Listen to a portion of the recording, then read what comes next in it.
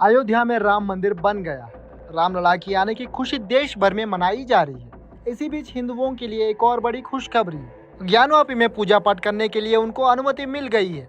कई सालों से जारी लड़ाई के बाद मस्जिद के नीचे मौजूद व्यास जी के तहखाने में पूजा करने का अधिकार हिंदुओं को देते हुए वाराणसी जिला कोर्ट ने फैसला सुनाया है। फैसला 31 जनवरी यानी बुधवार को आया है। कोर्ट से आदेश मिलते ही रातों रात तहखाने से बैरिकेडिंग हटा दी गई और उसी रात मंदिर में पुजारी द्वारा पूजा भी की गई।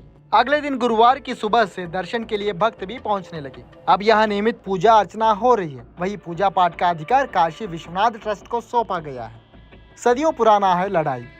काशी विश्वनाथ मंदिर और ज्ञानवापी मस्जिद का विवाद काफी हद तक अयोध्या विवाद जैसा ही है। हालांकि अयोध्या के मामले में मस्जिद बनी थी और इस मामले में मंदिर मस्जिद दोनों ही बने हुए हैं। काशी विवाद में हिंदू पक्ष का कहना है कि 1969 में उस समय के मुगल बादशाह औरंगजेब ने यहाँ काशी विश्वनाथ मंदिर को तोड़कर ज्ञानवापी मस्जिद बनाई थी। हिंदू पक्ष के दावे के मुताबिक 1670 से वे ज्ञानवापी के लिए लड़ रहे हैं। हालांकि मुस्लिम पक्ष का कहना है कि यहाँ मंदिर नहीं था, शुरुआत से ही यहाँ मस्जिद ही थी।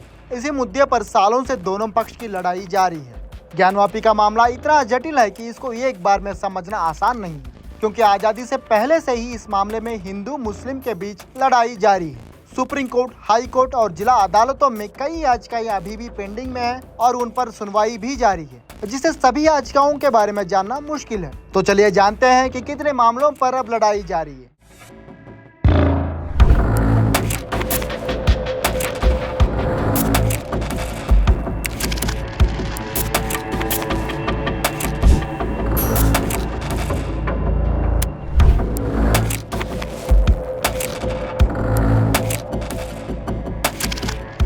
पहला मामला, मस्जिद को तोड़कर जगह को हिंदुओं को सौंपने की याचिका। आजादी के बाद ज्ञानवापी पर पहली याचिका 1991 में दाखिल हुई। पंडित सोमनाथ व्यास, डॉक्टर रामरंग शर्मा, हरिहर पांडे, विजय शंकर रस्तोगी और अन्य ने ज्ञानवापी में नए मंदिर के निर्माण और पूजा की स्वतंत्रता के लिए 15 अक्टूबर 1991 को वाराणसी अदालत में मुकदमा दायर किया था। इसके तहत ज्ञानवापी लैंड की बहाली की मांग की गई थी। याचिका में यह भी मांग की गई थी कि परिसर से मुस्लिमों को हटाया जाए और मस्जिद को ध्वंस कर उस जगह को हिंदुओं को सौंप दिया जाए। दूसरा मामला, व्यास जी के तहखाने का मामला। हिंदू पक्ष का कहना है कि 1993 तक ज्ञानवापी के तहखाने में व्यास जी की पूजा हो रही थी। अयोध्या में विवादित ढांचा गिरने के बाद तत्कालीन मुलायम सिंह यादव की सरकार ने यहाँ पूजा करने पर रोक लगा दी, जिसके विरोध में व्यास जी के परिवार ने वाराणसी कोर्ट पहुंचकर पूजा करने की अनुमति मांगी। इसके खिलाफ 7 साल बाद यानी 1998 में मुस्लिम पक्ष ने काउंटर पिल दाखिल किया और हिंदू पक्ष की याचिका को खारिज करने की मांग की थी। तीसरा मामला, श्रृंगार गौरी की पूजा का विवाद। 17 अगस्त 2021 में शहर की 5 महिलाएं वाराणसी सत्र न्यायालय का रुख किया। उन्होंने कोर्ट से श्रृंगार गौरी की पूजा करने की इजाजत मांगी थी। इस मामले में कोर्ट ने मस्जिद में वीडियो सर्वे कराए जाने का आदेश दिया था। उसी समय पंडित सोमनाथ व्यास के पोते शैलेंद्र कुमार व्यास भी वाराणसी कोर्ट पहुंचे और तहखाने में फिर से पूजा पाठ करने की इजाजत मांगते हुए याचिका दाखिल की। चौथा मामला, वजू खाने में शिवलिंग प्राप्त होने का विवाद।